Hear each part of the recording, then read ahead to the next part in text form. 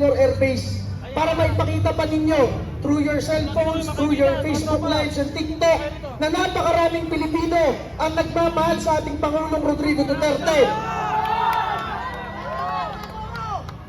Sana po huwag nating hayaan na makalipad ang eroplanong iyon dahil baka hindi na natin makita si Rodrigo Duterte sa ating buhay.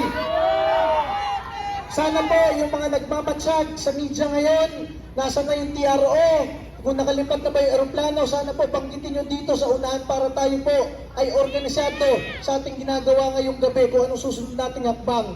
At tayo po ay nagpapahayag ng suporta sa ating pangalawang Pangulo Sara Duterte. Alam natin malungkot siya ngayon sa nangyayari. Pero ma'am, nandito ngayon ang maraming Pilipino, ang milyong-milyong Pilipino buong bansa, nagmamahal sa inyo at sa Pangulong Rodrigo Duterte, kahit nagbalimbingan ng mga senador at mga kongresista, ang mga Pilipino ay hindi makalimbing.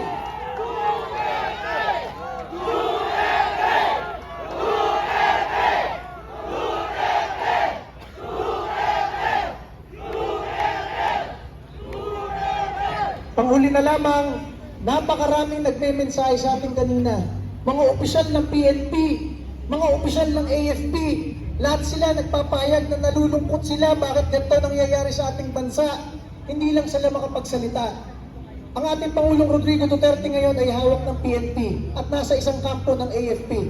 Kaya ang masabi natin, sana po, samahan nyo kami dito sa isang peaceful gathering. Okay, interruption po. Mawalang galang po. Parating po ang ating VP ngayon. Papasok.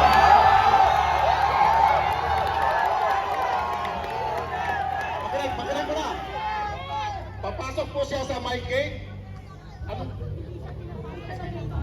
Hindi siya pinapasok sa gate 1 para dalawin ang kanyang ama. O ano ba ang meron na hustisya ngayon? Para tingnan niya ang kalagayan ng kanyang ama. So, parating siya ngayon dito. Antayin natin, abangan natin. Yung wire po, wire. Huwag apakan ang wire po, please. So,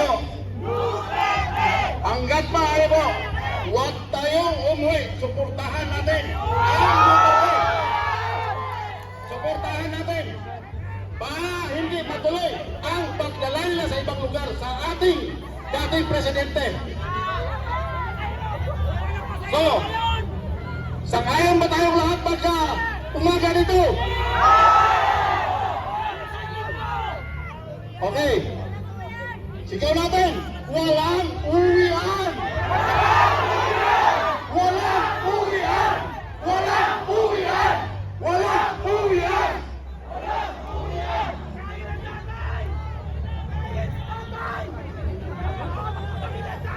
Okay. Inday Sara Duterte! Inday Sara Duterte! Inday Sara Duterte! Inday Sara Duterte! Okay, kung mayroon pa gustong magsasalita, kayo po ay welcome. Opo, kapatid.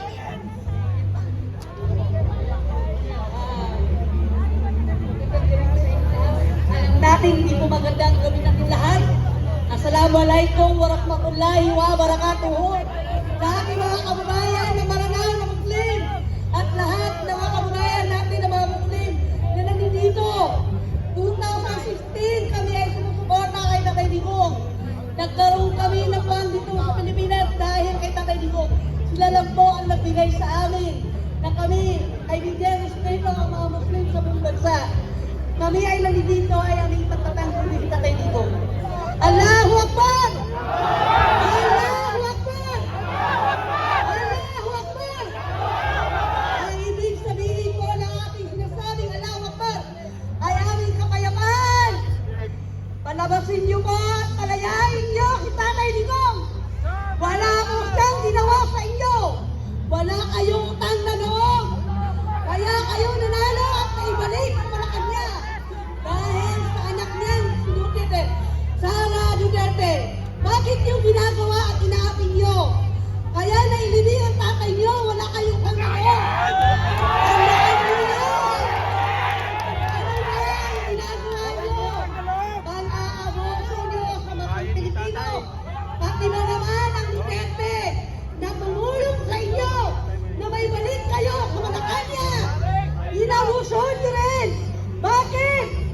palayain nyo kami na mga Moro ay kakampi ng Duterte at kakampi ng mga kababayang Kristiyano. Ayaw namin ang naaaki. Yan ang tandaan nyo, Marcos. Ay hindi na itinuring ka na kapatid ni Vice President Sara Duterte. Itinuring ka niya na best friend. Bakit naging mangga ka na? Naging mangga ka na, Vice President. Nakakamura ko talaga. Pero sobra na kayo. Bakit yung ginawa sa tatay matanda na yan? Matanda na po sa tatay Digong. Bakit niyo po yan kinuha? Naglabas ang Supreme Court ng TOR, ibig sabihin. Hindi niyo po pwede ilabas si tatay Digong. O mo ang President Trump, wala pong ICC. Ang pinapalabas niyo na signature na ICC ng Italian ay kinopya. Dinoktor niyo po para masabi niyo na yun ay ICC. Ang sabihin niyo, kayo ang nag-alang ICC sa bansa na ito. Ano pa ba ang gusto niyong gawin?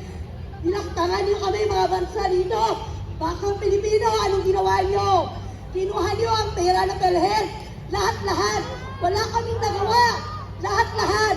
Pati ba naman ang tatay Digong na nagbigay sa amin ng karapatan dito sa bansa ay kinuha nyo.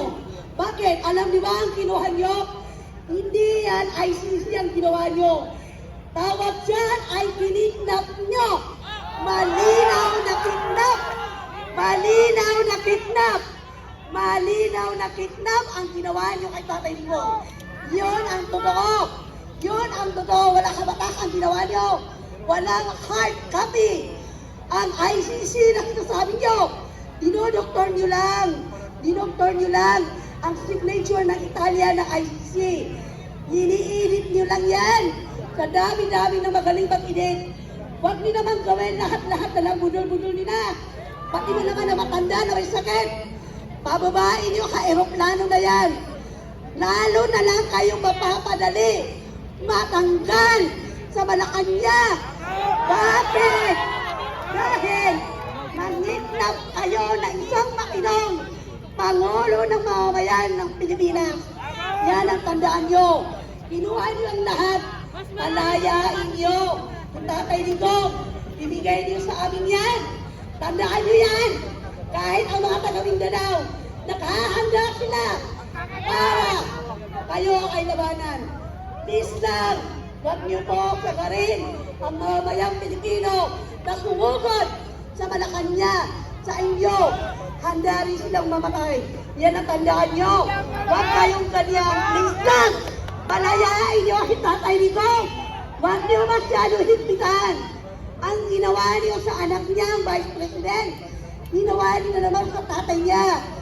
Bakit niyo ginagawa yan? Mas lalo kayo mapapadali. Imbis na makatabok ang termino niyo, hindi na makatabok dahil kayo na po ang gumagawa ng mali.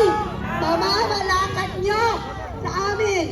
Yan ganito na lang po. Assalamualaikum warahmatullahi wabarakatuh.